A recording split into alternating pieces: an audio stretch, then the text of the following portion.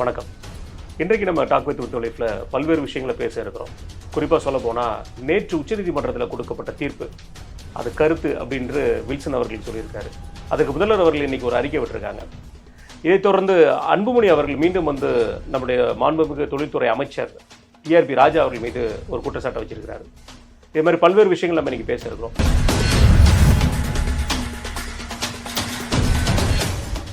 அண்ணா வணக்கண்ணே. வணக்கம். ஆனால் நிகழ்ச்சி ஆரம்பிக்கிறதுக்கு முன்னாடினே நேற்று கோயம்புத்தூரில் நம்ம செம்மொழி பூங்கா அருகில் இந்த தூய்மை பணியாளருக்கு உண்டான உணவை வந்து ஒரு குப்பை வண்டியில் வச்சு எடுத்துகிட்டு போயிருந்தாங்க. அது ரொம்பவுமே வன்மையாக கண்டிக்கத்தக்க ஒரு விஷயம்.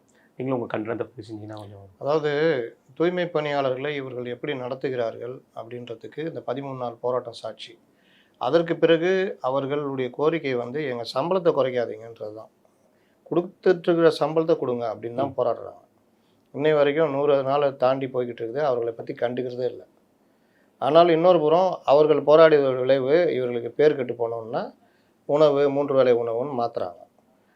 தூய்மை பணியாளர்களுக்கு 3 வேளை உணவுன்னு நீங்கள் அறிவிச்சிட்டிங்கன்னா அதை முறையாக கொடுக்கணும். அதுக்கு ஒரு தனியார் நிறுவனத்துக்கு இது போட்டு அது தனியாக போய்கிட்டு இருக்குது.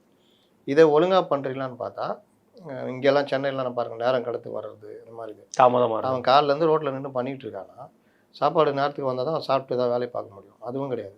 இப்போ அதெல்லாம் ஒரு குற்றச்சாட்டு வந்துச்சு. இப்போது குப்பை வண்டியிலேயே கொண்டு போய் உணவு கொடுக்கறதுன்னா எப்படி இது என்ன இது இதுக்கு மனிதர்களாக கூட மதிக்க முடியாத அளவுக்கு அந்த கார்பரேஷன் ஆணையராக இருக்கிறவர் வந்து சிவகுரு பிரபாகரன் சொல்லிட்டு எனக்கு நல்லா தெரிந்த நண்பர். மிகவும் எளிய நிலையில் ஒரு மரமில் தொழிலாளியாக வாழ்க்கையை ஆரம்பித்தவர். தன்னுடைய இடைவிடாத முயற்சி கடுமையான போராட்டத்தில் அவர் வந்து அந்த நிலையை எட்டி பிடிச்சார்.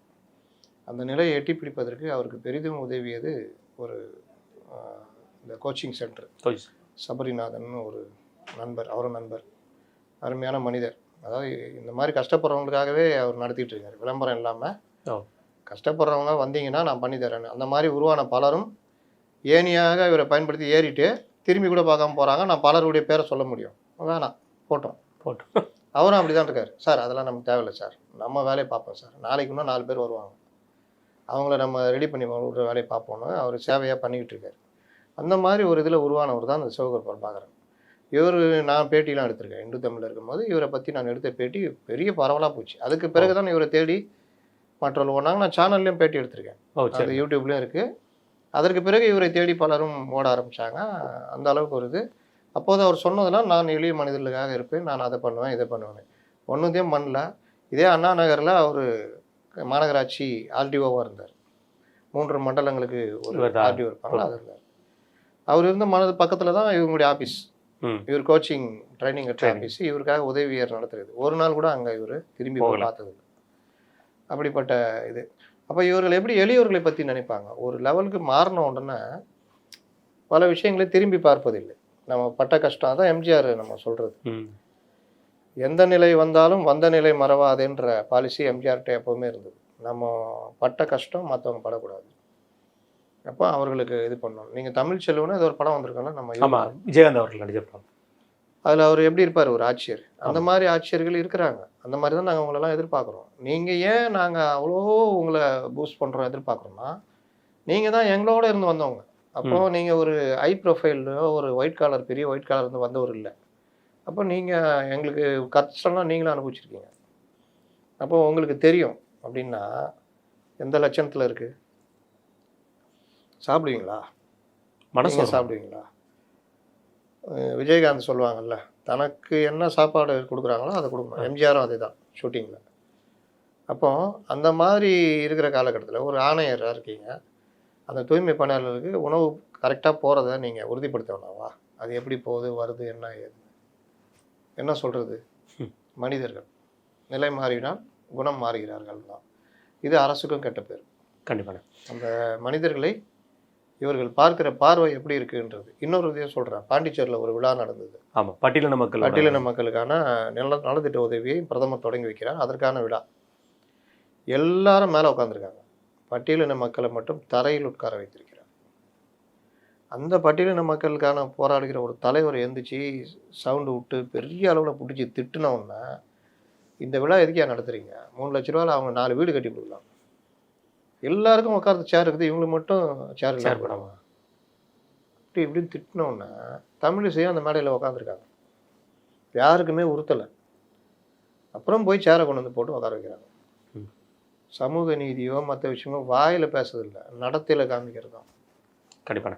இதை தொடர்ந்து நான் நேற்று வந்து உச்சநீதிமன்றத்தில் பிஆர் காவே அவர்கள் தலைமையிலான ஒரு அரசியல் சாசன அமர்வு ஒரு தீர்ப்பு கொடுத்துருக்காங்க. கருத்து அது நம்ம தீர்ப்பு கருத்து குடியரசுத் தலைவரோட ஒப்பீனியனுக்காக கருத்து கொடுத்துருந்தாங்க. இதை தொடர்ந்து முதல்வர் அவர்கள் இன்னைக்கு சொல்லியிருக்காங்க, ஆளுநருக்கு காலக்கெடு விதிக்கிற அளவுக்கு நான் கொண்டு வராமல் நான் ஓய்வதில்லை, நான் அந்த பணியை தொடர்ந்து செய்வேன். அரசியல் சாசன அமர்வுக்கு சவால் விட்ட முதல்வர் அப்படி எடுத்துக்கலாம். ஆமாம், அப்படி தான் எடுத்துக்கணும். அப்படிங்கிற ஒரு அறிக்கையும் நீண்ட நெடிய ஒரு அறிக்கையை விட்டுருக்கிறாரு. அவர் அந்த அறிக்கையோட மெயின் அம்சமே இதுதான், நான் வந்து கண்டிப்பான முறையில் கவர்னருக்கு வந்து காலக்கெடு விதிக்கிறதுக்கு என்னால் முயற்சி எடுப்பேன் அப்படிங்கிற மாதிரி சொல்லியிருக்காரு. எப்படி பார்க்குறீங்க இந்த அறிக்கையை? டெல்லியிலேருந்து ஏதாவது ஒன்று வந்தாலே அதுக்கு எதிர்த்து அறிக்கை ஒன்றுங்கிறதே ஒரு பழக்கமாயிட்டானே எங்களுக்கு. இன்னொன்று கூட சொல்லிடலாம், மசோதாவே அனுப்ப மாட்டோம், நாங்களே வச்சுருப்போம், நாங்களே வச்சு நாங்களே நிறைவேற்றிடுவோம் கூட சொல்லிடலாம். ஏன்னா எழுதி கொடுக்குறது தானே. இவர் என்ன கிராஸ் செக்அப் பண்ணுறாரு. மெட்ரோவில் ப்ராஜெக்ட்டு மிஸ் ஆகுது. ப்ராஜெக்ட் யார் தயாரிக்கிறா? தமிழ்நாடு கவர்மெண்ட்டை சேர்ந்த ஐஏஎஸ் அதிகாரிகள், கீழே இருக்க அதிகாரிகள். அவன் இல்லாத தப்புலாம் பண்ணுறான். 15 அடி ரோட்டில் போய் மெட்ரோ போகணுன்னா மெட்ரோவுடைய அந்த பைப்பு இருக்குல்ல, அந்த வித்து அதுவே பெருசு. 12 அடி 12 மீட்டர் நினைக்கிறேன். 12 மீட்டர். ஆமாம், நிறைய பில்டிங்கில் இடிக்க வேண்டியிருக்கும். 12 மீட்டர்னா 36 அடி. 36 அடிக்கு அந்தாண்ட அது தொலைச்சிக்கிட்டு வருதுன்னா, அந்த பைப்புக்காக தொலைக்கப்படுதுன்னா, அப்போ 40 அடிக்கு மேலே ரோடு அகலம் இருந்தால்தான் இந்த ஒர்க்கை பண்ண முடியும். 15 அடினா நீங்கள் இடிச்சிங்கன்னா பில்டிங் கடக்காடலான்னா வருது. இது இந்த மாதிரி இருந்து இடித்தாலே பக்கத்து பில்டிங்லாம் ஆடுது, கிராக் ஆகுது, இவன் போய் செலவு பண்ணி தரான். அதுக்காக பார்த்துட்டு நம்ம சென்னையில். அப்போது நீங்கள் இந்த மாதிரி பண்ணீங்கன்னா, இந்த மாதிரி 15 அடி ரோட்லையும் 20 அடி ரோட்லையும் ப்ராஜெக்ட் போட்டு கொடுக்குறீங்கன்னா, உங்களுடைய எண்ணம் என்ன? ப்ராஜெக்ட் வரணும்னு நினச்சி போடுறீங்களா, இல்லை ஏதோ கொடுக்கணும்னு போடுறீங்களா? ரெண்டாவது, 2011 மக்கள் தொகை அடிப்படையில் ஏன் கொடுக்குறீங்க? இப்படி இருக்குது, ஆனால் இப்போ வந்து இவ்வளோ இருக்குது, இந்த மாதிரிலாம் நீங்கள் கொடுக்கணும். மூணாவது, இந்த போக்குவரத்தில் ஒரு சாலையில் பயணிக்கிற ஒரு வாகனம் போகிற நேரமும் இது போகிற நேரமும் ஒரே நேரமாக இருக்குது. அது 34 கிலோமீட்டர் ஸ்பீடு, இது 32 கிலோமீட்டர் ஸ்பீடுங்கிற மாதிரி கான்செப்ட் சொல்கிறாங்க. ஒரே நேரமாக இருந்தால் மக்கள் யூஸ் பண்ணுவாங்க. மக்கள் எப்படி யூஸ் பண்ணுவாங்க? மக்கள் தொகை கம்மியாக இருந்தால் மக்கள் எப்படி இதை இது பண்ணுவாங்கன்றப்போ தப்பு எல்லாம் இவங்க பக்கம் வச்சுக்கிட்டு அதுக்கு பிறகு அவங்க சமாளிக்கிறாங்க வேறு அந்த அதிகாரிகள், நாங்கள் அதை மறுபடியும் மாற்றி கொடுக்க போகிறோன்னு. அப்புறம் என்ன உங்களுக்கு இங்கே வஞ்சிக்கிறது? இல்லை தாவேக்கா வேறு ரிப்ளிகா இல்லை, டிஎம்கே ரிப்ளிகா வஞ்சிக்கிறது, தமிழகத்தை வஞ்சிக்கிறது. அறிவு வேணாம். நீங்கள் இப்போ ஜெயலலிதா அந்த இடத்துல முதல்வராக இருந்தால் என்ன பண்ணியிருப்பாங்க? கூப்பிட்றான் அந்த அதிகாரின்னு சொல்லி ஐஏஎஸ் அதிகாரி கூப்பிட்டு என்ன கொடுத்தீங்க, என்ன இதுன்னு பிடிச்சி லெஃப்ட் ரைட் வாங்கி மாற்று முதல்ல அவரை வேற ஆளை போடணும்னு சொல்லி போயிருக்கும். இல்லை கலைஞர் இருந்தாலும் அதுதான் நடந்துடும். அப்போ இவர் அதை மறைக்கிறதுக்கு இவங்க இவர்கிட்ட ஒரு அறிக்கை கொடுத்தா அவர் வாழை எடுத்து சுற்றி நிற்கிறாரு. ஊய் தீர்ப்பு நேற்று வந்தப்போ கொண்டாடினீங்களா இல்லையா? ஆமாம், வெற்றி, கவர்னருக்கு எதிராக தீர்ப்பு. இந்த சன் நியூஸ்லலாம் கார்டுலாம் போட்டாங்க, பயங்கரமாக கட்டளைகள் நிறைவேற்று. அது அண்ணன் செந்தில் பாலாஜி பயங்கரமாக பேசினார். ஆனால் உள்ளார பார்த்தா நம்ம நேற்று பேசுனது தான். நீங்கள் போய் வாங்கிட்டு வந்த தீர்ப்பு தப்புன்ட்டாங்க, தானாக நிறைவேறுதுன்னு நீதிமன்றம் தலையிட்டு நிறைவேற்ற முடியாது, காலக்கெடு நிர்ணயிக்க முடியாது. மற்றதெல்லாம் 201 கவர்னருக்கு குறுக்கிடப்பட்ட என்ன அதிகாரங்கள் இருக்கோ அவ்வளோதான். ஒரு தடவை மசோதா திருப்பி அனுப்பலாம், மறுபடியும் திருப்பி அனுப்பிச்சா நிறைவேற்றலாம். குறிப்பிட்ட கால இடைவெளிகளில் அனுப்புங்க. இங்கே முடியலன்னா கவர்னருக்கு அனுப்பிச்சி விடு, இது ஜனாதிபதிக்கு அனுப்பிச்சி விடுங்க. இதுதானே.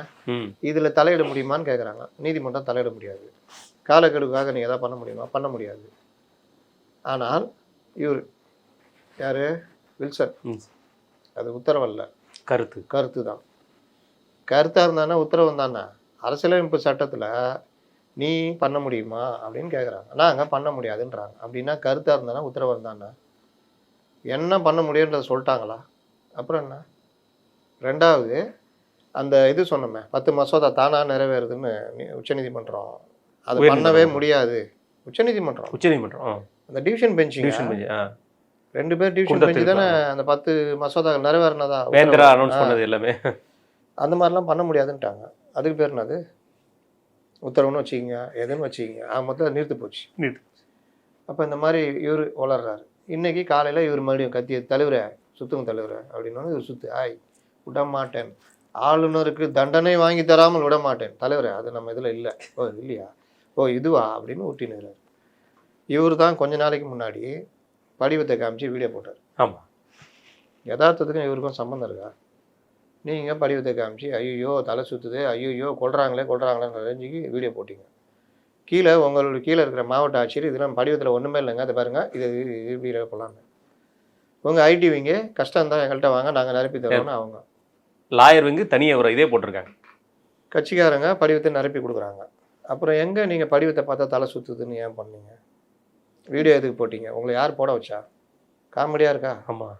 இதில் கூட்டணி கட்சி தலைவர்கள் சொல்லவே தேவையில்லை, செவ்வாழைகள் இஷ்டத்துக்கு பேசுனாங்களே ஆமாம். அந்த மாதிரி.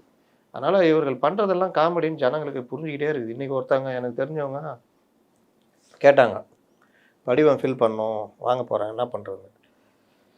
நான் ஒரு மாதிரி படிவத்தை வச்சு இந்த இடத்துல உங்கள் பேர் சொல்லுங்கள், அவங்க போய் இன்னொரு இடத்துல வாங்கி ஃபில் பண்ணி கொடுக்கணும், உங்கள் பேர் டீட்டெயில் அந்த படிவத்தை வச்சே எல்லாம் ஃபில் பண்ணி கொடுத்து போய் ஃபில் பண்ணி கொடுங்க போங்க. போயிட்டு பண்ணிட்டியா? இவ்வளோதானா? வாங்கினேன், ஃபில் பண்ணேன், fill it, shut it, forget it, அவ்வளோதான் முடிஞ்சு. அந்த மாதிரி வாங்கினேன், படிவம் ஃபில் பண்ணேன், கொடுத்துட்டேன், இவ்வளோதானா? அவ்வளோதான். இன்னும் சிஎம் சொன்னலாம் பார்த்தா நான் பயந்துட்டேங்க. ஒன்றுமே இல்லைங்க, இவ்வளோதாங்க. இதுதான் இன்னைக்கு நம்ம முதல்வர். இவரை நினச்சா இதுக்கு எதிராக பேசுங்க, அதுக்கு எதிராக இவங்க தப்பு பண்ணிட்டான், தப்பை மறைக்கிறதுக்கு பேச வைக்கலாம். திருப்புறது. அதில் ஒன்று தான் ஈரப்பதம், நெல் கொள்முதல். அடுத்த கேள்வி என்னோட கேள்வி அதாக தான் இருக்குது. மத்திய அரசு வந்து இந்த நெல் கொள்முதலுக்கு வந்துட்டு 1% மேலே இருக்கிற ஒரு விஷயத்தை வந்து நிராகரிச்சிருக்காங்க அப்படிங்கிற ஒரு விஷயத்தை நேற்று வந்திருக்கு. அதற்கு வந்து முதல்வர் அவர்கள் சொன்ன வார்த்தை, விவசாயிகளோட அழுக்குரல் உங்களுக்கு கேட்கவில்லையா? இதயம் இல்லையா? இதயம் இல்லையா? இரக்கம் இல்லையா? எல்லாம் இல்லையா? நீங்கள் செக்ரட்டரியில் வச்சுட்டு நெல்லை மட்டும் வந்து கொண்டு வந்து பார்த்தாங்க. அங்கே நெல்லில் பயிர் முளைச்சது, அப்போ இதயம் இல்லையா? அழுகுரல் கேட்கவில்லையா? மழையினால் 2 லட்சம் ஏக்கர் தண்ணியில் மூழ்கிச்சே, அறுவடை செய்ய முடியாமல் அப்படியே போச்சே. அன்னைக்கு அந்த அம்மா அழுதப்போ என்ன சொன்னீங்க? அந்த அம்மாவுக்கு நிலைமை இல்லைங்க, கொள்முதல் மையத்துக்கே கொண்டு போகல. அந்த அம்மா என்ன சொல்லிச்சு? அங்கேயே தேங்கி கிடக்குன்னு தான் நான் அறுவடை பண்ணாமல் வச்சுருந்தேன், இங்கே இப்போ மழையில் இங்கேயே போச்சு, அதைத்தானே நான் காமிச்சேன். நான் வச்சுருந்தான்னா நான் வந்து குத்தகை கெடுத்தேன், எல்லாம் நஷ்டம் தானே அப்படின்னப்போ அன்னைக்கு இறக்கம் இல்லையா? டெல்டாக்காரன் பேசிட்டு கொள்முதல் மையத்தில் போயிட்டு அதிகாரிகள் கொடுத்த அறிவிப்புகளை படிச்சுட்டு திரும்பி வந்தார் அந்த பாதிக்கப்பட்ட பயிர் கூட. அன்னைக்கு இறக்கம் இல்லையா? விவசாயிகள் அறுவடை கேட்கவில்லையா?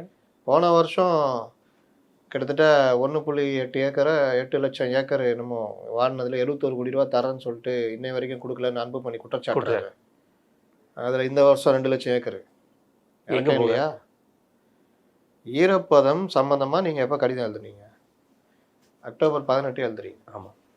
நீங்கள் அதுக்கு முன்னாடியே இந்த இதெல்லாம் பண்ணியிருக்கணுமா வேணாமா? செப்டம்பர்லேயே பண்ண வேண்டிய வேலை. செறிவூட்டப்பட்ட அரிசியை நீங்கள் பண்ணிக்கலாம், அதுக்கான இதை பண்ணிக்கங்கன்னு ஆகஸ்ட்லேயே அவங்க சொல்கிறாங்க, ஜூலையிலே சொல்கிறாங்க, ஜூலை 29. ஆமாம்.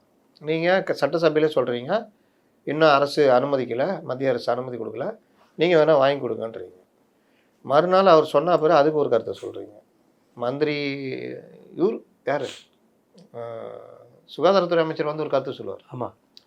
ரகுபதி அண்ணன் அவர் வந்து ஒரு கருத்து சொல்லுவார். அவங்க துறையெல்லாம் பேச மாட்டாங்க, இந்த துறையை பற்றி பேசிட்டு இருப்பாங்க. துறை அமைச்சர் வந்து வேறு கருத்து சொல்லிடுறாரு. அவர் எனக்கு என்னென்னு போவார். கடைசி நாள் வந்து 2 பேரும் அவர் துறை அமைச்சர் ஏரியா அமைச்சர் எல்லாம் வந்து அப்படி சுற்றி பாட்டினாப்பா அப்படின்ட்டு போவாங்க. அப்போ இன்னை வரைக்கும் அந்த விவசாயிகள் பிரச்சனை, அந்த நெல் கொள்முதலில் ஏகப்பட்ட பிரச்சனை, அது கொஞ்ச நாள் அது வேறு பிரச்சனைக்கு எல்லாம் போயிட்டாங்க. நம்ம ஆட்கள்னா இதை பற்றி டிபேட்டே பண்ண மாட்டான். அப்புறம் செய்தியாக போடுவான், அப்படியே கடந்து போயிட்டான். இதில் அதிகாரிகளே ஒரு வார்த்தை சொல்லியிருக்காங்க, இது நிராகரிப்புனால பெருமளவில் விவசாயிகளுக்கு பாதிப்பு இல்லை. ஏன்னா அது ஜனவரி மாதத்துக்கு அப்புறம் தான் இனிமேல் நம்ம கொள்முதலே பண்ண போகிறோம், ஆல்ரெடி பண்ண வேண்டிய கொள்முதலை பண்ணி முடிச்சிட்டோம், அதுக்கப்புறம் தான் கொள்முதலே பண்ண போகிறோம்னு அதிகாரிகள் இந்த அறிக்கையை விட்டுருக்காங்க. அதற்கு கீழே வந்து முதல்வரோட அறிக்கை எப்படி பார்க்குறதுண்ணே? தமிழக மக்களுக்கு எப்படி தான் பார்க்குறது? நாங்கள் யதார்த்தத்துக்கும் முதல்வருக்கும் சம்மந்தமே இல்லை. ஏன்னா நான் சொன்னேன், ஒவ்வொரு விஷயமா சொன்னேன்ல, இது எல்லாத்துலேயும் ஒரு அறிக்கை நடைமுறை ரெண்டும் பார்த்தா வித்தியாசமாக இருக்கும். அதனால் இவர்கள் இப்படியே பேசிக்கிட்டு சுயம் பேசிக்கிட்டு இதை பாருங்க, கரூர் சம்பவம் நடந்த உடனே ஓரவரில் அங்கே போயிட்டார் அன்பில்.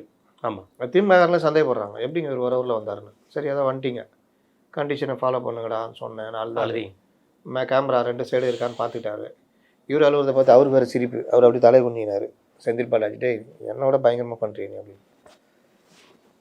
ராமேஸ்வரத்தில் அந்த +2 படிக்கிற மாணவியை அவன் கொன்ற உடனேயே எல்லா சேனல்லையும் ஃப்ளாஷ், எல்லா உறவினர்கள் உட்பட முற்றுகை செய்தி அடுத்தடுத்து வந்துகிட்டு இருக்குது. 5 மணி நேரமாக துறை அமைச்சருக்கு தெரியல. ப்ரெஸ் மீட்டில் வர வந்து உட்காடுறாரு.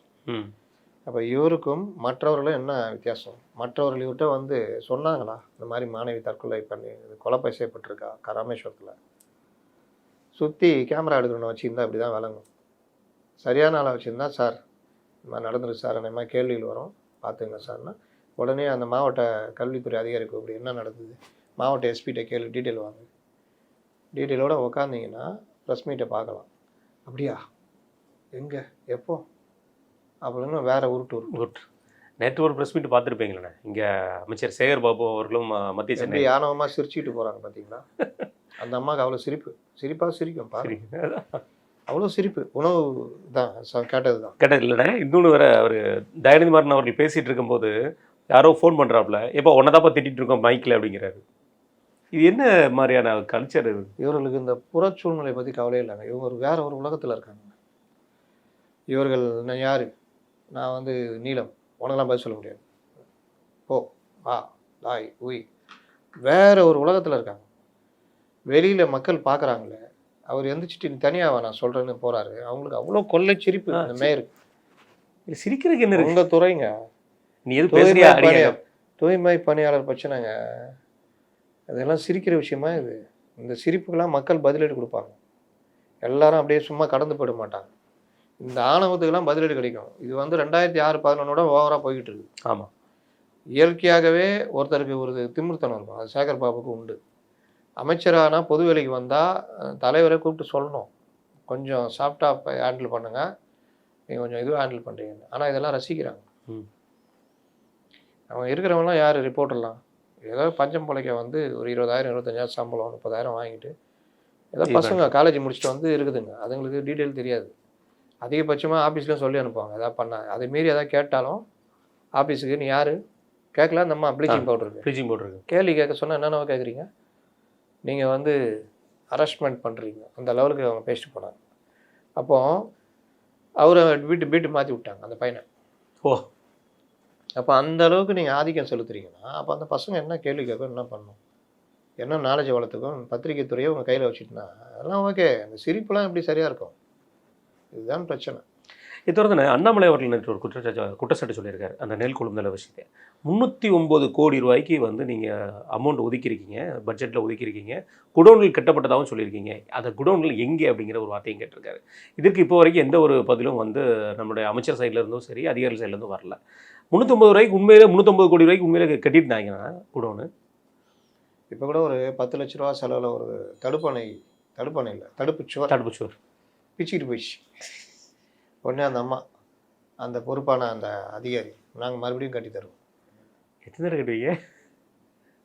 இதுக்காக கட்டுறீங்க? அப்போ 10 லட்ச ரூபா கட்டிட்டீங்கன்னா மறுபடியும் கட்டுறீங்கன்னா கை காசு போட்டு கட்டுவீங்களா? அப்போ 10 லட்ச ரூபாய்க்கு என்ன கட்டினீங்க?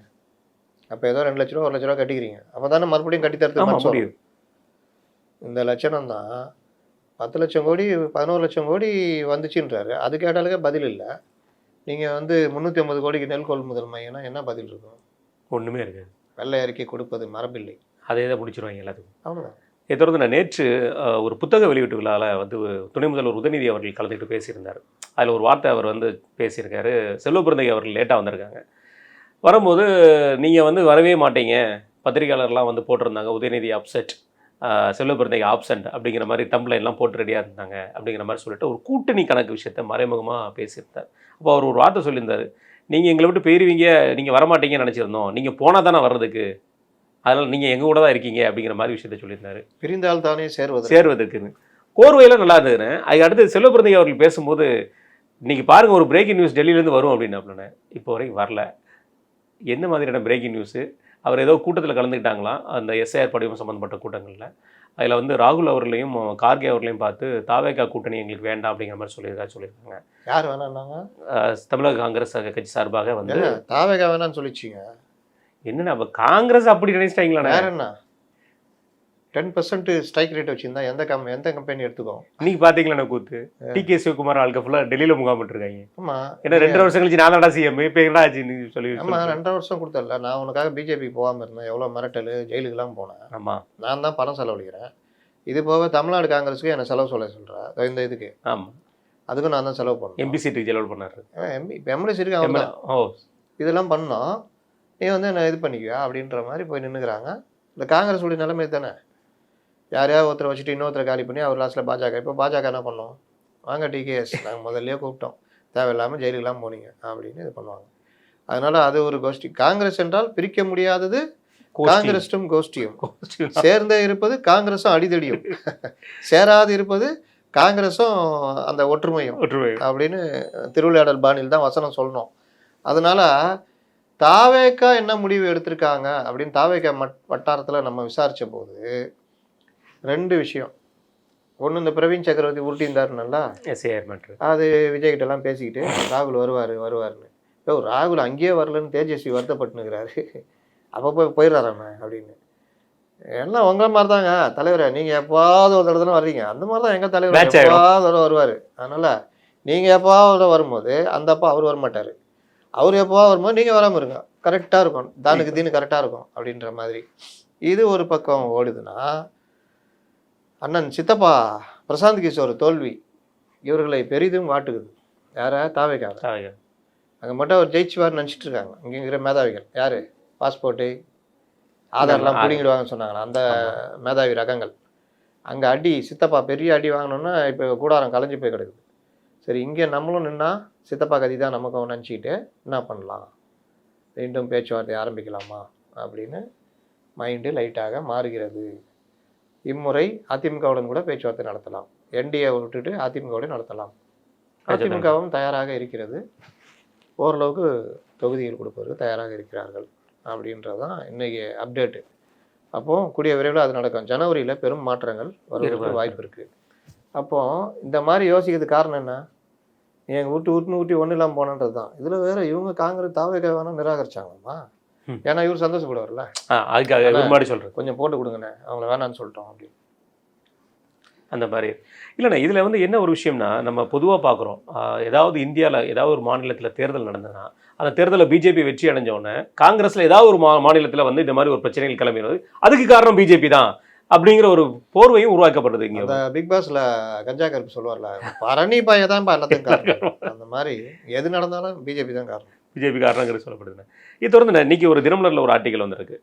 திமுகவோட வட்டாரங்களில் வந்து அதாவது காங்கிரஸ் போனாலும் பரவாயில்ல, இங்கே நமக்கு காங்கிரஸ் வேண்டாம், ஏன்னா வந்து எல்லா இடத்துலையுமே வந்து நீங்கள் சொன்ன மாதிரி ஸ்ட்ரைக்கிங் ரேட் ரொம்ப கம்மியாக இருக்குது, அவங்கள அதிக சீட்டுகள் கொடுக்க முடியாது அப்படிங்கிற மாதிரி பல்வேறு குற்றச்சாட்டுகள் வந்து உடன்பிறப்பேவால் முதல்வர்களிடமே டைரெக்டாக வந்து எல்லா நிர்வாகிகளும் வைக்கிறதா வந்து சொல்கிறாங்கண்ணே.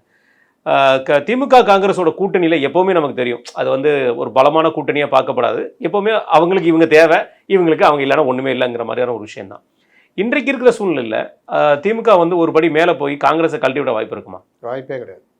ஏன்னா அவர்கிட்ட பேசுகிறவங்க எல்லாம் அவங்க தொகுதியை மையப்படி தான் பேசுவாங்க. இப்போ கேஎன்ஆர் சொன்னார்ல, காங்கிரஸ் இடம் கொடுத்து நம்ம இது பண்ணோம், இப்போ அறந்தாங்கே பிடுங்க போகிறாங்க. இப்போ அந்த மாதிரி அவரவர் பகுதியில் திரும்ப இவங்களுக்கே கொடுத்து நம்ம தான் உழைக்கிறோம்.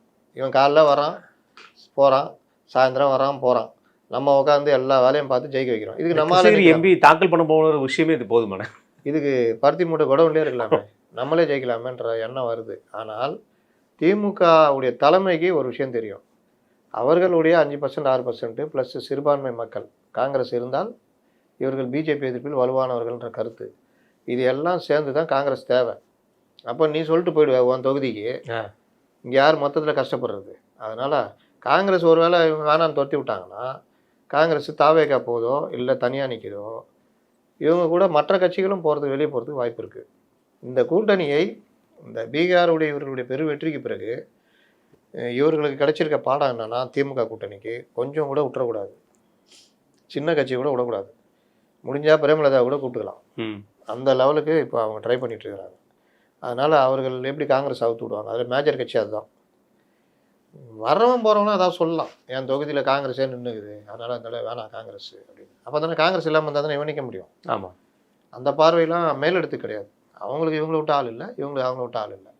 ஆனால் மிகப்பெரிய ஒரு புலம்பல் இப்போ எல்லா தேர்தலுக்கு முன்னாடியுமே வந்து திமுக காங்கிரஸ்குள்ள அந்த மாவட்ட ரீதியில் வந்து இந்த மாதிரியான முட்டல் முரசல் நம்ம பார்த்துருக்கோம், எல்லா மாவட்டத்திலையும் வந்து இருக்கும். அது அப்படி இருக்கும்போது இந்த முறை வந்து காங்கிரஸோட செயல்பாடு வந்து பல மாவட்டங்கள் வந்து அதிருப்தி தெரிவிக்கிற அளவுக்கு தான் போயிருக்காங்க. ஏன்னா எம்எல்ஏக்கள் பாதி பேர் ஊர்லேயே இல்லை, அவங்க எந்த ஒரு செயல்பாடும் இல்லாமல் இருக்காங்க. ரொம்ப அநியாயம். அப்போ திமுக எம்எல்ஏ எல்லாம் ஊரில் இருக்கிறாங்க, அதுக்கு அதை கேள்வி அவங்க கேட்கணும், நம்ம கேட்க முடியாது.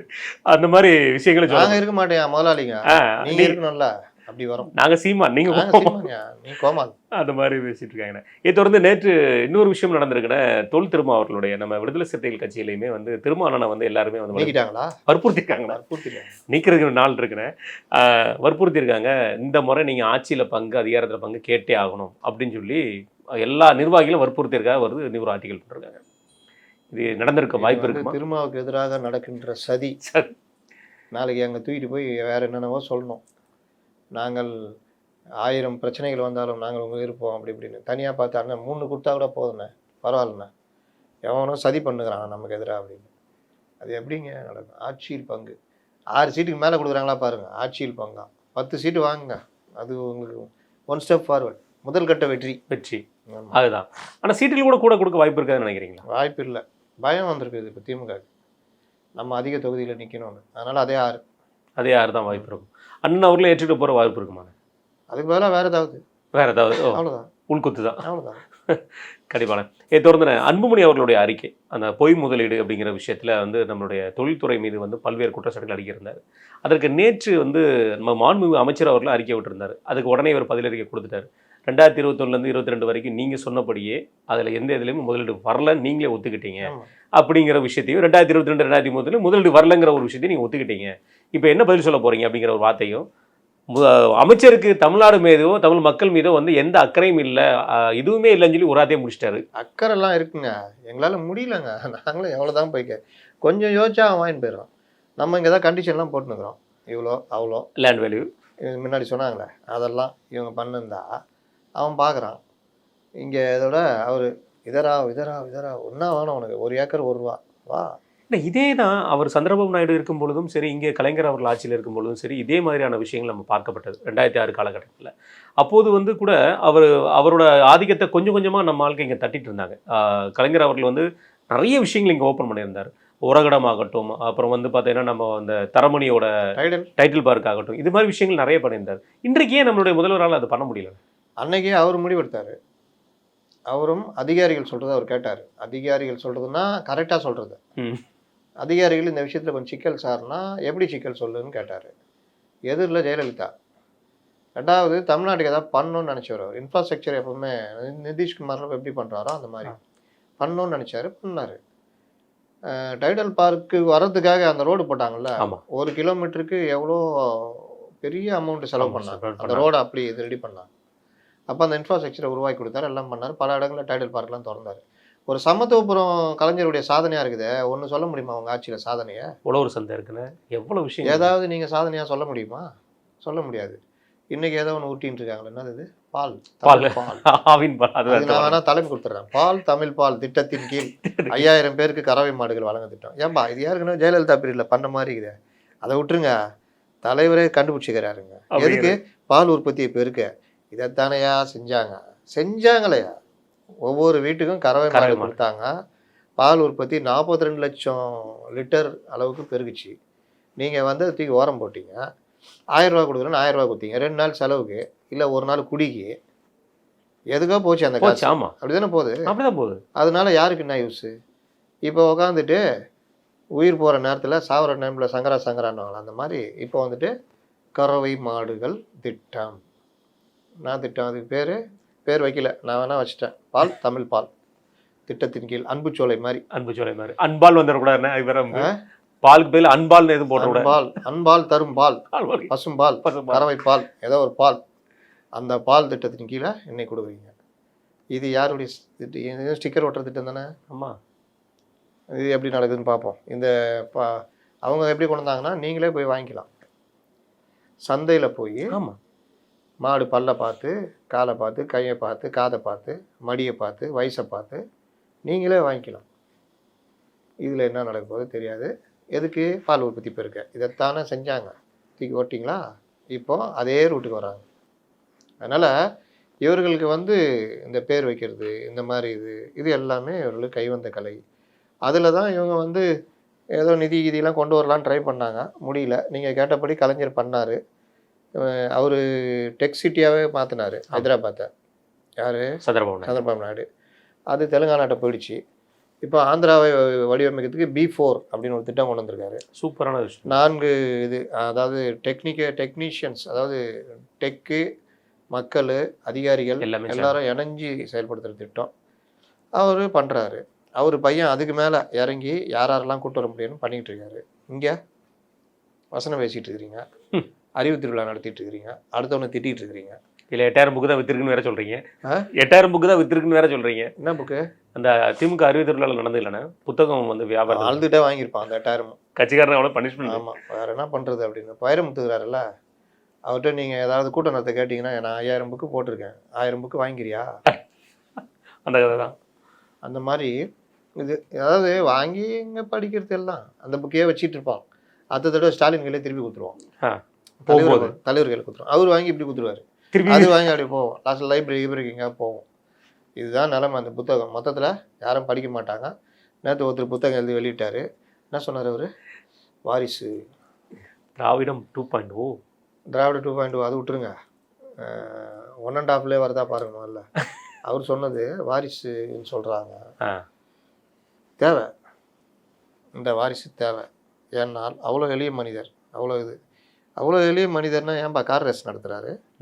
அவ்வளோ எளிய மனிதனா ஏன்பா தூய்மை பணியாளர் போய் பார்க்கல? எளிய மனிதர் எங்கே இருப்பார்? எளிய மக்கள்கிட்ட இருப்பார். 13 நாள் போராடணும். அப்படி போய் லெஃப்டில் எடுத்து நேர்ச்சி எடுத்து போனாலும் ஏன் நேராக போய் அவங்கள பார்க்க முடியல? எளிய மனிதர் அணுகுவதற்கு எளிய வரும். ஆனால் கார் ரேஸு நடத்துகிறாரு. யார் நடத்துவா அந்த கார் ரேஸை? High profile. இல்லை, கரூரில் அந்த மாதிரி ஒரு துயர சம்பவத்தை போய் பார்த்துட்டு வந்துட்டு ஒருத்தரால உடனே துபாய்க்கு போக முடியுமாங்கிறது. துபாயிலேருந்து தான் வந்தார் திருப்பி உடனே துபாய்க்கு போக முடியுமாங்கிறது மிகப்பெரிய ஒரு கேள்வி. எளிய மனிதர் உனக்கு வேணா இருப்பாங்க, நான் என்ன சொல்கிறேன், நீ வச்சுக்கோன்றேன், நீ பண்ணிக்கோ. ஏன் அதை பொதுமைப்படுத்துகிற? அவர் அதுக்கான ஆள் கிடையாது. எளிய மனிதர் சார்ட்டர் ஃப்ளைட்டில் போயிட்டு வரலாம்னா துபாய்க்கு. என்னென்ன அவ்வளோ எளிமை, ரொம்ப எளிமையிலே எளிமை. அதாவது ப்ரோட்டோகால் ஒன்று இருக்குது. மினிஸ்டர்னா ஓரளவுக்கு அந்த ட்ரெஸ் ப்ரோட்டோகால்லாம். இவர் கட்சி ஸ்டிக்கர் போட்டுக்கிட்டு டிஷர்ட் போட்டுக்கிட்டு பிரதமரை போய் பார்க்குறாரு. இதெல்லாம் வந்து இவர்களை எதில் கொண்டு போய் வைக்கிறது தெரில. ஏன்னா எளிமையானவர். இதில் தான் எளிமை. டிஷர்ட் போட்டுக்கணும், அந்த டிஷர்ட் இருக்கும், அவ்வளோ வேலை இருக்கும். எளிமை. செருப்பு, வாட்சி, காரு, அரசு கொடுக்குற காரை பயன்படுத்துறது கிடையாது. ஆனாலும் எளிமையானவர், அணுகுவதற்கு எளியவர். இப்போ வந்து நேற்று 2 தினங்களுக்கு முன்பு பிரைம் மினிஸ்டர் மோடி அவர்களுடைய ஆந்திர பயணம், அந்த சத்யசாய் அவர்களுடைய 100ஆண்டு விழாவில் கலந்துகிட்டு இருந்தார். அதுக்கு ஐஸ்வர்யா ராய் அவர்கள் கலந்துகிட்டு இருந்தாங்க. கலந்துகிட்ட போகும்போது அவங்க ஒரு வார்த்தை சொல்லியிருந்தாங்க, இருக்கையிலே ஜாதி ஒரே ஒரு ஜாதி மட்டும் தான் இருக்குது மனிதர்கள்ட்ட அப்படிங்கிற ஒரு வார்த்தை சொல்லியிருந்தாங்க. இதுக்கு நம்மளுடைய மனோ தங்கராஜ் ரொம்ப நாளாக நீங்கள் கேட்டீங்க, என்னப்பா அவர் வாயை திறக்கலைங்கிற மாதிரி இருந்தீங்க. நேற்று அவர் வாயை திறந்திருக்காருன்னு. ஐஸ்வர்யா அவர்கள் சொன்ன கருத்து வரவேற்கப்பட வேண்டியது. மோடி அவர்கள் எங்கே கொண்டு முகத்தை வைத்திருப்பார் அப்படிங்கிற மாதிரி கேட்டிருக்காருன்னு. என்ன ஒரே ஜாதினா? அதாவது இருக்கிற உலகத்தில் இருக்கிற ஒரே ஜாதி தான், அது மனித ஜாதி மட்டும்தாங்கிற மாதிரி வார்த்தையை ஐஸ்வர்யா அவர்கள். அவங்க பேரில் இருக்கிற ராய் யாருது? அது மனோ தங்கராஜ் அவர்களுக்கு தெரியலன்னு நினைக்கிறேன். ஐஸ்வர்யா ராய்க்கு தெரியுமா? அது சொல்லுங்கள். மேடையில் ஏதாவது பேசிட்டு போக வேண்டியதான். இது இந்த மாதிரி விஷயங்களை உடனே மோடிஜி அட்டாக் பண்ணக்கூடிய காரணம் இங்கே நேருஜியை கேட்க வேண்டியதானே? KN நேருஜி இருக்கார்ல, சங்க மாநாட்டில் கலந்துக்கிட்டீங்களா? இல்லை, அண்ணனுமே அப்படிப்பட்ட ஆளு தானே மனோ தங்கராஜ் அண்ணனும். அவர் வந்து கிறிஸ்துவ அங்கே போகிறவர். அவர்கிட்ட கேட்டிங்கன்னா என்ன சொல்லுவார்? இந்து மதத்தை ஏற்றுவாரா? அவர்கள் சபைகளில் நீங்கள் மற்றவங்க கூட தன் மதம் நல்லா இருக்குன்னு நினைப்பாங்க. ஆமாம், நீங்கள் இன்னும் ஒரு குறிப்பிட்ட சில பேர் இருக்காங்க அதில், நான் கேள்விப்பட்டது. இவன் அழிஞ்சு போகணுன்ற அளவுக்கு பிரார்த்தனை பண்ணுற இதெல்லாம் இருக்குது. நீங்கள் முதல்ல இந்து மதத்தை திட்டுறாரு இவர் மனோ தங்கராஜ். மூட பழக்கத்தெல்லாம் திட்டுறீங்க. நீங்கள் இருக்கிற மதத்தில் எதுவுமே இல்லையா? எல்லாம் ரொம்ப அப்படியே முற்போக்கு இதுவா? அங்கே போயிட்டு சொல்லுங்களேன் சார், கிறிஸ்துவர்களில் எல்லோரும் ஒரே ஜாதி, மனித ஜாதி தான். நாடார் கிறிஸ்டியன், தலித் கிறிஸ்டியன் இதெல்லாம் கிடையவே. ஆர்சி ஒன்று தான், ஆர்சி ஒன்று தான். இங்கேருந்து அங்கே பொண்ணு எடுத்துலாம் அங்கே சொல்லுங்களேன் பார்ப்போம். 3வது ஒன்று இருக்குல்ல பார்ப்போம். ஆமாம், இது பெந்தகோஸ்தே. சரி, எல்லாரும் ஒன்றுன்றீங்க. நான் ஒரு உணவுப் பொருள் வாங்கி போய் கொடுக்குறேன், பெந்தகோஸ்தே சேர்ந்த ஒரு நண்பருக்கு. வாங்கி சாப்பிடுவாரா? அவங்க ஆர்சியில் உள்ளவங்க கொடுத்தாலே சாப்பிட மாட்டாங்களே. அதுவே இருக்குதா? அது வேற. அப்போ இந்த மாதிரி தானே உருவாக்கி வச்சுருக்கீங்க. ரத்தம் அடிப்பட்டால் ரத்தம் மட்டும் அவரே ரத்தமே வேணும்னா கேட்பீங்க, இல்லை பிளட் குரூப் ரத்தம் கேட்பீங்களா? ஆமாம், கண்டிப்பாக. இந்த ஜாதி பேசுகிறோன்னு நான் சொல்கிறது அதுதான். அடிபட்டுச்சு, ஏப்பா என் ஜாதியிலே இருக்கிறதுல அந்த குரூப் ரத்தம் வேணும் அப்படின்னா கேப்பா? இல்லை ஐயா ஓ பாசிட்டிவ் வேணும் ஐயா, பி பாசிட்டிவ் வேணும் ஐயா, அப்போ மட்டும். அதனால் இது எல்லாமே பேசிக்கலாம், இது பண்ணலாம். இவர் அதை வச்சு மடக்கிட்டாராம். அது ட்ரெண்ட் பண்ணியிருக்கேன்னு சொல்லி வேறு பேச்சு. இது தொடர்ந்துண்ணே நேற்று தான் அவங்களுக்கு எதிராக தீர்ப்பு வந்துக்குது. 100 கோடி ரூபானாலும் மேட்ரு அதை எந்த பத்திரிகையும் பேச மாட்டாங்க. கண்டிப்பாண்ணே. இது தொடர்ந்துண்ணே நேற்று 2 தினங்களுக்கு முன்னாடி இடி ரைடு நடந்தது. நேற்று தான் முடிவடைஞ்சிச்சு. அது ஒரு நியூஸ் வெளியே வந்திருக்குண்ணே. அதாவது சென்னை பெங்களூரோட அந்த ஹைவேல வந்து கவர்மெண்ட் இடத்தையே வாங்கி கவர்மெண்ட்டுக்கு வந்து விற்றுருக்காங்க. டூப்ளிகேட் டாக்குமெண்ட் போட்டு விற்றுருக்காங்க. அதில் வந்து 33 கோடி ரூபா இழப்பீடு நடந்திருக்கு சொல்லியிருக்காங்க. எப்படி பார்க்குறீங்க இந்த விஷயத்தை? யார் மாட்டுவாங்கன்னு இருக்குல்ல, அந்த பணம் எங்கே போச்சுன்னு இருக்குல்ல, இது தொடரும் போது யாரெல்லாம் மாட்டுவாங்கன்றது. நீ எப்படி ஒரு அந்த இடம் வந்து கவர்மெண்ட் இடம், அது வந்து புறம்போக்கு மாதிரி தான் இருக்கும். ஆமாம். அதுக்கு பட்டா போடுறேன்னா பத்திரப்பதிவு, அதை கவர்மெண்ட்டை கொடுத்து இழப்பீடு வாங்குறேன்னா முன்கூட்டியே நீங்கள் திட்டமிடுறீங்க இந்த இடத்துக்கு வரப்போகுது. ஆமாம். அப்போ இதை ஒட்டி இருக்க இடத்தெல்லாம் முதல்ல ரெஜிஸ்டர் பண்ணு. ஹைவேஸ். அப்போ ஹைவேஸு அண்ட் பத்திரப்பதிவு வருவாய்த்துறையில் மாட்டுவாங்க. 2 சைடில் 3 சைடும் உங்களுக்கு இவங்கள்ட்ட இதுக்கான பதிலை சொல்ல வேண்டியிருக்கும். எவன் அனுபவிச்சானோ எல்லாரும் வர வேண்டியிருக்கும். அதுக்கு நாங்கள் கோர்ட்டில் போய் நல்ல வக்கீலை வச்சு தடை வாங்கிறதுக்கு ட்ரை பண்ணுவோம். இதுதான் எங்களால் முடியும். இதுதான் எங்களால் முடியும். கண்டிப்பாண்ணே. தாவேக்கான நேற்றே நம்ம பேசியிருந்தோம். நீங்கள் விஷயம் எடுத்திருக்கேன் சொல்கிறேங்கிற மாதிரி விஷயம் சொல்லியிருந்தீங்க. அதாவது டிசம்பர் 4ஆம் தேதி சேலத்தில் எங்களுக்கு இது வேணும், பரப்புரை நடத்துறதுக்காக ஒப்புதல் வேணுங்கிற மாதிரி கேட்டிருந்தாங்க. விண்ணப்ப படிவம் கொடுத்துருக்காங்க. அங்கே உள்ள காவல்துறை வந்து இது வந்து டிசம்பர் 4 பண்ண முடியாது. ஏன்னா டிசம்பர் 6ஆம் தேதி வந்து பாபர் மசூதியோட நினைவு நாள், அந்த இடிப்பு தினம். அது மட்டும் இல்லாமல் டிசம்பர் 3ஆம் தேதி வந்து கார்த்திகை தீபம் இருக்குது, அதனால் முடியாதுங்கிற ஒரு வார்த்தையை சொல்லி நிராகரிச்சிருக்காங்கன்னு சொல்கிறாங்க. எப்படி பார்க்குறீங்கண்ணே? இந்த ஒரு காரணத்துக்காக நிராகரிக்கப்பட்டதா அல்லது வேறு எதுவும் காரணங்கள் இருக்கா? வாய்ப்பு இருக்கும். இந்த தலைவர்கள் இருக்காங்களா தாவைகளை, இவங்க எப்போவுமே இந்த குண்டக மண்டகம் தான். தீபாவளி அன்றைக்கெல்லாம் போய் கேட்டாங்க அவருக்கு. ஆமாம். அப்புறம் விஜயகாந்த் ஏதோ ஒரு விஷயம் ஆகஸ்ட் 25, அப்புறம் கடுமையான மழை நேரத்தில் தான் மாநாடு நடத்துனாங்க. நல்ல வேலை இயற்கை அவங்களுக்கு ஒத்துழைச்சது. இல்லைன்னா இல்லை வச்சு வெளுத்து தான் முடிஞ்சிருக்கும். இந்த மாதிரி ஆட்கள் இவங்க. டிசம்பர் 4 டிசம்பர் 6 பாபர் மசூதி எடுப்பு தினம். இப்போ தான் டெல்லியில் குண்டு வெடிச்சிருக்குது. முக்கிய நகரங்களில் டிசம்பர் 6 தாக்குதல் நடத்துவோன்றாங்க. இந்த நேரத்தில் போயிட்டு நீ இந்த வேலைலாம் பண்ணியிருந்தனா போலீஸுக்கு எவ்வளோ பெரிய நெருக்கடி வரும், பர்மிஷன் கேட்குறது. இந்த இதுவே கிடையாது. இவர்கள் வேலையே இதுதான். அடிப்படை இதுக்கும் யதார்த்தத்துக்கு இவர்கள் புறம்பானவர்கள். மெட்ரோ ரயிலில் என்ன நடக்குதுன்னு கொஞ்சம் அறிவு வேணாம். அதே பாலகிருஷ்ண மாதிரியா பேசுவீங்க? குடியுரிமை பதிக்காங்கன்னா நீங்கள் உடனே இங்கே ஆதார் பாஸ்போர்ட் கொடுக்கலான்னு இவங்க எக்ஸ்ட்ரா ஒரு வார்த்தை மட்டும் சேர்த்துருக்காங்க. அதாவது இங்கே இவங்க கணக்கெடுப்பு தொகை மக்கள் கணக்கெடுப்பு சரியாக பண்ணலை, அந்த குளறுபடிங்கிற ஒரு வார்த்தையை தவிர மீது எல்லாம் அப்படியே கலக்காது. இதில் அந்த மெட்ரோவில் மத்திய அரசு வஞ்சிக்குதுன்னு இவங்களும் அறிக்கை வரும். எப்படி சரியாக இருக்கும்? அவங்க தான் ஏமாத்துறதுக்கு அரசியல் பண்ணுறது இந்த வேலை பண்ணுறாங்க. நீங்களும் அதே பண்ணிங்கன்னா அவங்க நாலேஜ் தெரிதா? இந்த இது வெளிப்பாடு தான் இது. 8-10 தேதிக்கு மேலே கேட்டு போவாங்க. தேதி வந்து வாய்ப்பு. விஜய் அவர்களுடைய செயல்பாடு என்னதான் இருக்குண்ணே? ஏன்னா இப்போ அவர் இப்போ எந்த ஒரு லைம்லைட்லையும் வரலை. புஷி ஆனந்த் அவர்களுமே எந்த ஒரு லைம்லைட்டும் இல்லாமல் இருக்காரு. அவர் தான் முக்கியமான போர்க்கால வீராளி. என்ன எப்படி பார்க்குறீங்கன்னா எந்த மாதிரியான விஷயங்கள் நடந்துட்டு இருக்கு? தாவேக்காவோட நடவடிக்கைகள் கூட்டணி பக்கம் போயிட்டு இருக்காங்களா அல்லது தனிச்சு நிற்கிறதுக்கு அரசியல் செயல்பாடு எப்படி போயிட்டு இருக்கு? அங்கே இப்போவும் கோஷ்டி ஓடிட்டே இருக்குங்க. ஒரு தலைவரை பற்றி இன்னொரு தலைவரை கோஷ்டியை வச்சு அடிக்கிறாங்க. உள்ளுக்குள்ள பார்த்தீங்களா? ட்விட்டரில் ஓடுது பாருங்கள். ஜான் ஆரோக்கியசாமி மோசம், புஷி மோசம்.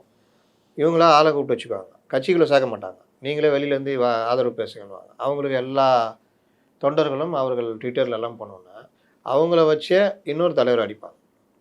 கொஞ்ச நாள் பொறுத்து இவங்கள வச்சு இன்னொரு தலைவர் அடிப்பாங்க. இப்படியே இவங்களுக்குள்ள கோஷ்டி ஓடிக்கிட்டே இருக்குது. இதில் எவன் கை ஓங்குதோ அதுக்கேற்ற மாதிரி விஜய் ரியாக்ட் பண்ணுவார். அவர் எடுப்பார் கைப்பிள்ளை. இப்போது சித்தப்பா பிரசாந்த் கிஷோர் வாங்கின அடி, பீகாரில் காங்கிரஸ் வாங்கின அடினால கொஞ்சம் யோசனை இதாகுது. நம்ம ஏன் கை விட்டோம், என்டிஏ பக்கம் கூட போகலாமா அப்படின்னு யோசனையில் வந்திருக்காங்க. கூடிய விரைவில் அதை நோக்கி நகருவாங்கன்னு நான் நினைக்கிறேன். இறுதியாக ஒரு கேள்வி என்ன, இது சமூக வலைதளத்தில் பெருசாக பேசப்படுற ஒரு விஷயம். அதாவது தாவேக்காவோட உறுப்பினர்களுக்கு தேர்தல் அங்கீகாரம் இல்லை, தேர்தல் ஆணையத்தில் அங்கீகாரம் இல்லாதனால விண்ணப்ப படிவங்கள் கொடுக்கப்பட மாட்டாது அப்படிங்கிற ஒரு விஷயம் சமூக வலைதளத்தில் போயிட்டு இருக்கு. இதை வந்து தாவேக்காவோட ஐடி விங் வந்து பெருசாக பரபரப்பாக்கிட்டு இருக்கிறாங்க. அதை ரியாலிட்டியாக வந்து இந்த 2031க்கு அப்புறம் தான் தேர்தலில் போட்டிட்டதுக்கு அப்புறமா அல்லது 2026க்கு அப்புறம் தேர்தலில் போட்டிட்டதுக்கு அப்புறம் தான் அதோட அங்கீகாரம் பெற முடியுமா, இல்லை இவங்க பிஎல்ஏ வந்து ரிஜிஸ்டர் பண்ணியிருக்கணுமா? எந்த இடத்துல தவறு நடந்திருக்க வாய்ப்பு இருக்கணும்? இப்போ அங்கீகாரம் இல்லைன்னா எந்த விண்ணப்ப படிவம் கொடுக்கல? இந்த எஸ்ஐஆர் விண்ணப்ப படிவங்கள் கொடுக்கலன்னு சொல்லிட்டு வீடியோ கொடுக்கலன்னா யாரு கொடுக்கல? எப்படி புரியல? வாக்காளர்கிட்ட தானங்க விண்ணப்ப படிவம் கொடுப்பாங்க. இவங்க பிஎல்ஓட்ட போய் கேட்டிருக்காங்க. எல்லா ஊர்லேயுமே வந்து வீடியோ எடுத்து போடுறது என்னன்னா, பிஎல்ஓ ஆஃபீஸில் நேரம் பிஎல்ஓட்ட போய் கேட்குறாங்க. என்ன கேட்குறாங்க? இந்த மாதிரி எங்களுக்கு விண்ணப்ப படிவம் கொடுங்க, நாங்கள் ஹெல்ப் பண்ண போகிறோம் வாங்க அப்படிங்கிற மாதிரி விஷயம். ஏங்க அது ஏங்க பிஎல்ஓட்ட போகிறீங்க? வீடு வீடாக போங்க, இல்லை ஒரு முகாம் ஆன்லைன் வீடு வீடாக போங்க. அம்மா தாவைகள்லேருந்து வந்திருக்கோம், விண்ணப்ப படிவம் வந்துச்சாம்மா? வந்துச்சு. ஃபில்அப் பண்ணிட்டீங்களா? பண்ணல, கொடுமா நான் பண்ணித்தரோம். பண்ணுங்க. இப்படி பண்ணுங்க, இதானே நடைமுறை. அதை யாராவது தடுத்தா சொல்லுங்க. விண்ணப்ப படிவத்தை எப்படி உங்க கையில கொடுப்பாங்க? ஆளுங்கட்சி கையில வாங்கி பண்றதையே தப்புன்னு சண்டை சொல்லிட்டு போட்டுட்டு இருக்காங்க. இருக்கோம். பிஎல்ஓ தான் கொண்டு போய் விண்ணப்பத்தை கொடுக்கணும். இல்லை நீங்கள் ஒரு முகாம் போட்டு என்ன பண்ணணும்னு உதவி பண்ணுங்க. அங்கே 10 லேப்டாப் வச்சு உட்காந்துக்குங்க. வர்றவங்களுக்கு ஹெல்ப் பண்ணி கொடுங்க. ஃபார்ம் 6 பண்ணி கொடுங்க. ஃபார்ம் 8 கரெக்ஷன் பண்ணி கொடுங்க. எஸ்ஐஆரில் ஆன்லைனில் பண்ணி கொடுங்க. படிவத்தை கொண்டு வந்தால் அதை ஃபில் பண்ணி பிஎல்ஓட்ட கொடுக்கறதுக்கான வேலையை பண்ணுங்கள். இதுதான் பண்ணுறது. ஒவ்வொரு பாகத்தில் நீங்கள் தான் 80,000 70,000 பேர் வச்சுக்கிறீங்களே ஏஜென்ட். ஒரு ஏஜென்ட் 5 பேரை வச்சுக்கிட்டு ஒவ்வொரு பாகத்துலேயும் உக்காந்தாலே நீங்கள் மக்கள்கிட்ட ரீச் ஆகலாமே. முதல்ல இவங்களுக்கு அது தெரியணும். அது ரொம்ப முக்கியம். தெரிந்தால்தானே கற்றுக் கொடுக்க முடியும். ஆமா, கண்டிப்பா. அதனால இவர்களே கற்றுக்கொள்கிற இடத்துல இருந்தால் அதான் பிரச்சனை. கண்டிப்பா. நன்றி, நம்ம நேரத்தை கற்றுக்கிட்டேன்.